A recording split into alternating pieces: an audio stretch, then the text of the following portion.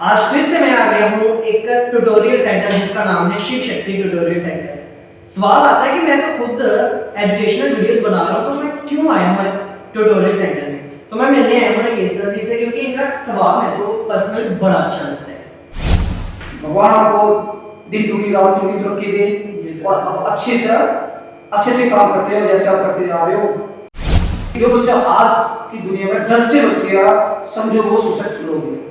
आज का जो दौर हमारा चल रहा है उसमें सबसे ज्यादा डर जो अहम भूमिका निभा रहा है बच्चों के भविष्य को स्पाइल करने में। तो सर मेनली फोकस आपका किस पे रहता है होलिस्टिक डेवलपमेंट में? मतलब एक तो आगे एकेडमिक डेवलपमेंट, आपके पास कोई आएगा तो एकेडमिक डेवलपमेंट तो होगी, लेकिन दूसरी चीज क्या रहती है उसके पर्सनल ट्रेड्स को बढ़ाने में। उसकी अगर वो बंदा कम्युनिकेशन अच्छी कर रहा है तो आप उसको क्या कहना चाहोगे पर्सनल ट्रेड्स को सुधारने के लिए कि किस ट्रैक में बच्चा जाने वाला है, मैं उस ट्रैक में सोचे को लेके जाता हूँ। क्योंकि काउंसलिंग बच्चे की जरूरी है, वो काउंसलिंग हम फ्री ऑफ कॉस्ट बच्चे को प्रोवाइड करते हैं। तो सर एक चीज मैंने ये खुद भी चीज पर्सनली एक्सपीरियंस किया है, यहाँ पे मैं ऑडियंस को भी बताना चाहूंगा। आप एकेडमिक स्टडी के साथ साथ इंग्लिश स्पीकिंग कोर्स भी करवाते हो, तो उसके क्या चार्ज रहते हैं आप? देखो अगर उसके लिए हम मंथली चार्जेस कुछ नहीं लेते हैं, जो हम ट्यूशन चार्जेस लेते हैं उसी के बीच में मैं करवाता हूँ बच्चे को बढ़िया सी ग्रामर करवानी बच्चे को।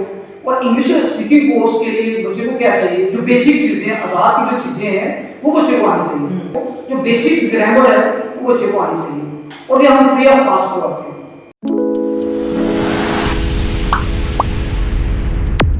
सो hello and welcome back to our YouTube channel combined education, और स्वागत है आपका एक स्पेशल पॉडकास्ट में। और आज की पॉडकास्ट में हमारे साथ है राकेश सर। आपने पहले भी हमारे चैनल पे इनको देखा होगा जब हमने इनका इंटरव्यू किया था, जिसमें हमने जो आज के समय में स्टूडेंट्स को प्रॉब्लम्स आती है उसके बारे में बात की गई थी। लेकिन आज की जो हमारी वीडियो रहने वाली है वो रहने वाली है राकेश सर के बारे में।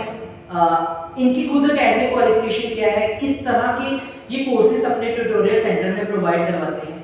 सबसे पहले तो राकेश सर जी आपको राम राम सनातन धर्म कीजिए।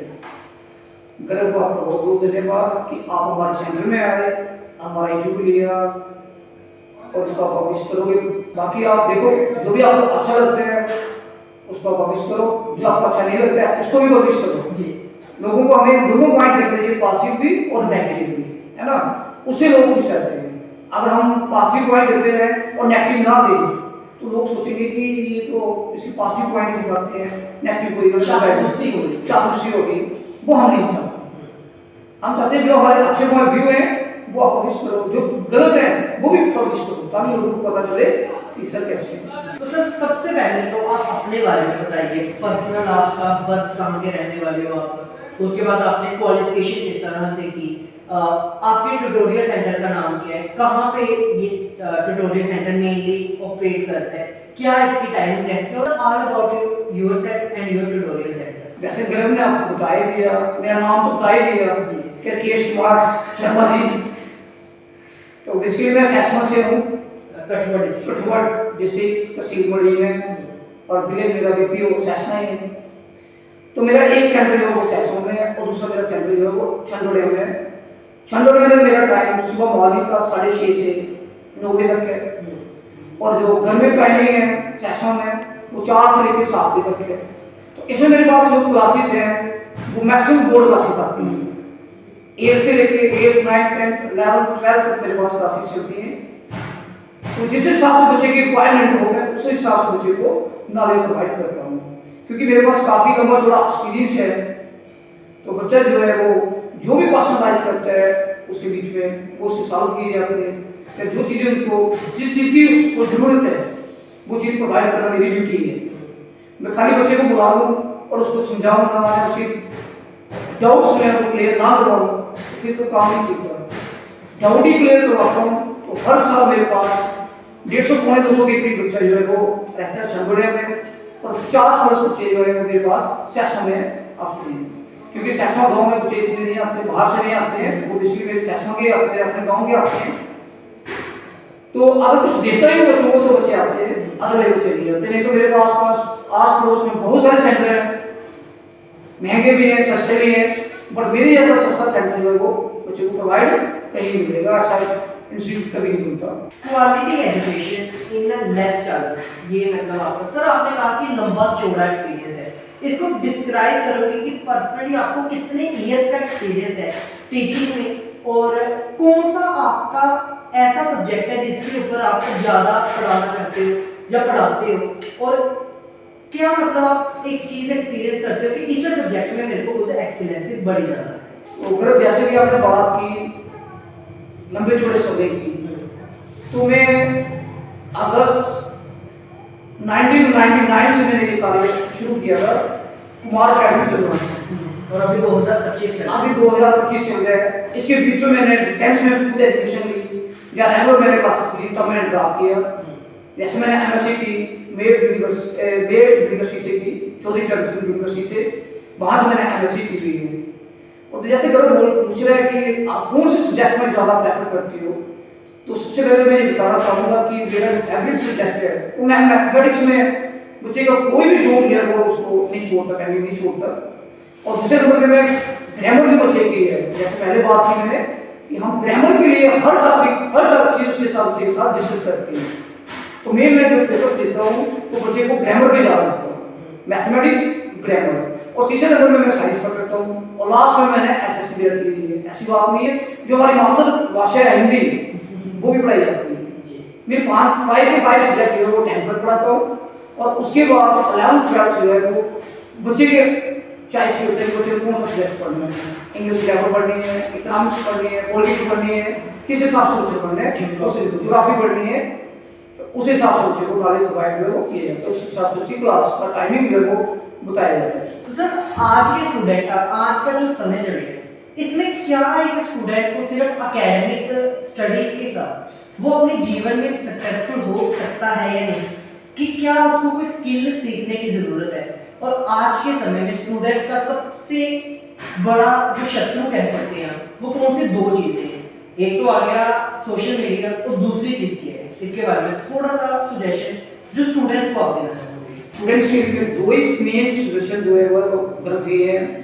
एक तो बच्चे नशे से बहुत दूर रहो, कोसों दूर रहो, क्योंकि नशा आपको तो बर्बाद करेगा ही करेगा, आपकी पूरी फैमिली को ले लेगा।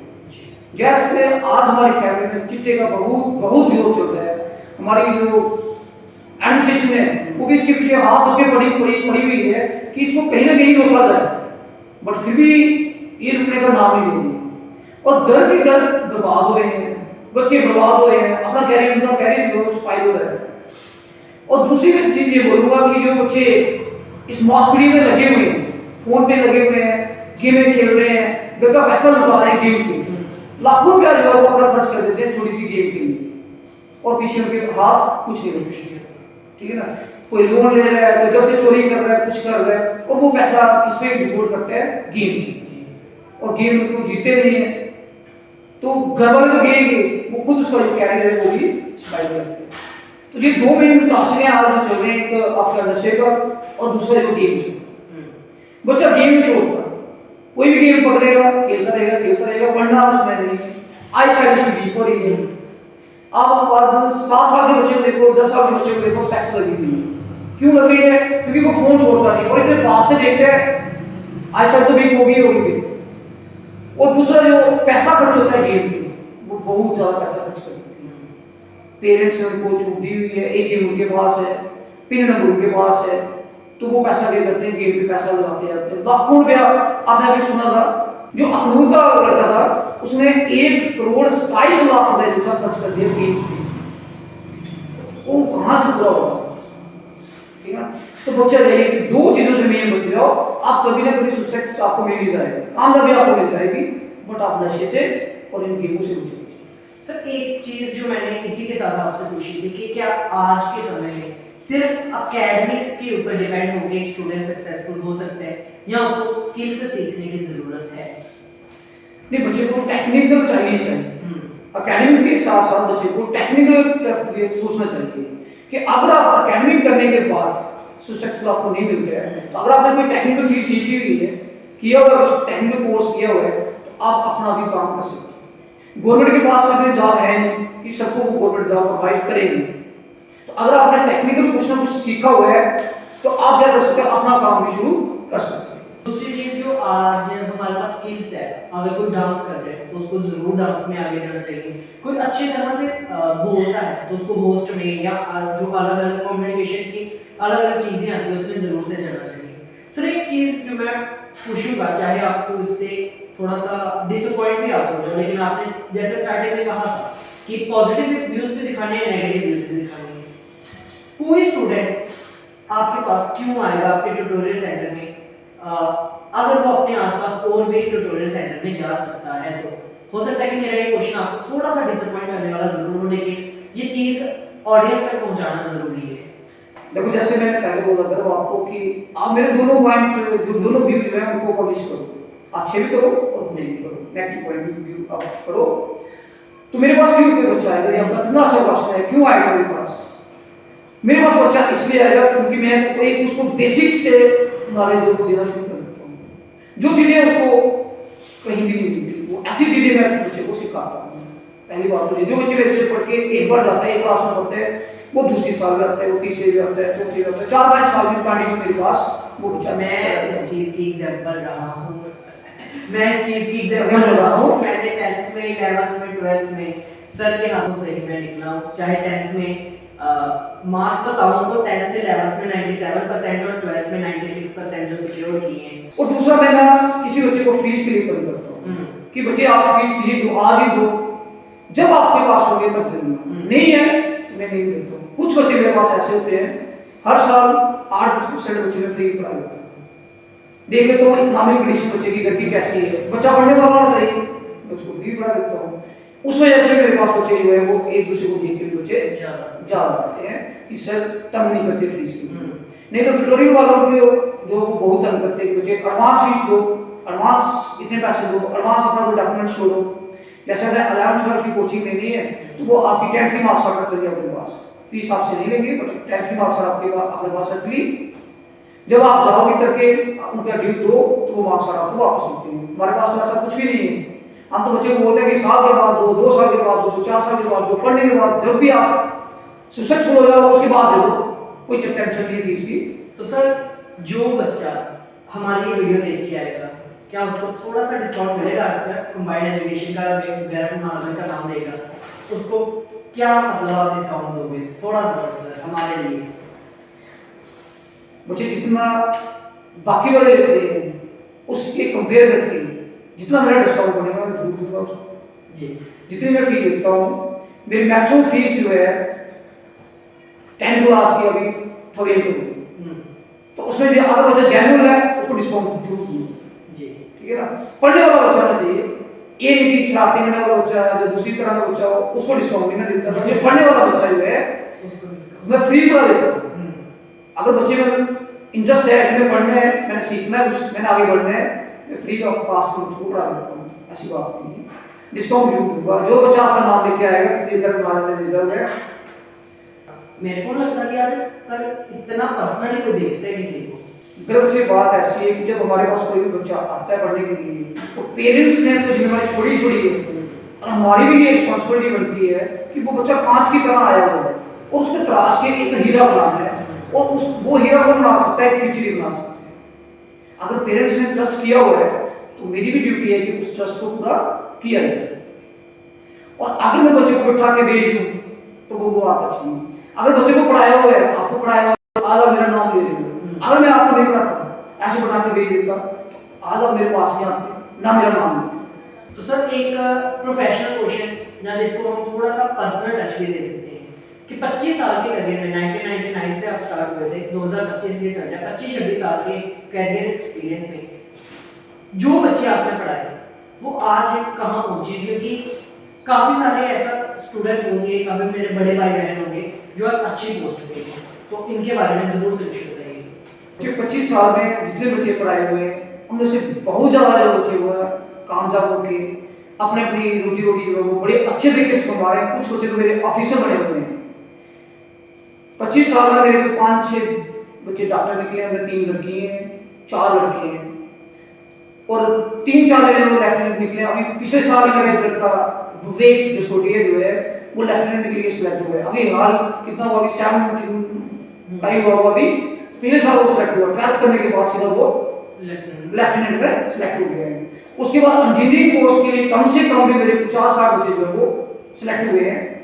इंजीनियरिंग के लिए, क्लरिकल के लिए, पीओ के लिए, मेरे अपने गांव के सैसमा के 3-4 लड़के ऐसे हैं जो पीओ के लिए सिलेक्ट हुए हैं। 2-3 लड़की ऐसी हैं जो सिलेक्ट हुई हैं। एक मेरी जो स्टूडेंट है वो प्रोफेसर सिलेक्ट हुई है, असिस्टेंट प्रोफेसर जम्मू यूनिवर्सिटी है। और भी ऐसे बहुत सारे हैं, बेल्ट कोर्स में तो हम नाम नहीं लेंगे, उसमें तो बहुत सारे हैं, वो गिने भी जाते हैं कितने बच्चे हमारे सिलेक्ट हुए हैं। बट फिर भी जो हाई रैंक पे गए हुए हैं वो बहुत सारे बच्चे थे जो ऊंची पोस्ट पे गए हुए हैं। तो गर्व होता है जब वो बच्चे आपके पाँव छूते हैं, मिलते हैं, तो कितना सीना छोड़ा होता है, इन्हें आपको बता नहीं सकता। सर एक बात जरूर बताइए कि अगर किसी ने अप्लाई करना है, एनरोलमेंट लेनी है, एक तो नंबर हम स्टार्टिंग में चला लेंगे इस क्लिप में भी, इस वीडियो में भी, डिस्क्रिप्शन बॉक्स में भी राकेश सर जी का नंबर जो है वो दिया जाएगा। आप मेरे थ्रू भी जो है वो एनरोलमेंट करवा सकते हो, उसमें कोई पर्सनल दिक्कत वाली बात नहीं है। तो एक बार आप ना जरूर से बताएं कि क्या एड्रेस रहने वाला है, क्या टाइमिंग रहने वाली है। टाइमिंग जो है विंटर में हमारी टाइमिंग जो है वो 8:30 से 10 बजे तक रहती है, और समर में हमारी जो टाइमिंग है वो 6:30 से 8 बजे तक, 8:30 तक रहती है। और शाम को घर में 4 से लेके, चाहे वो विंटर हो या समर हो, दोनों में टाइमिंग 4 से 7 बजे तक रहती है।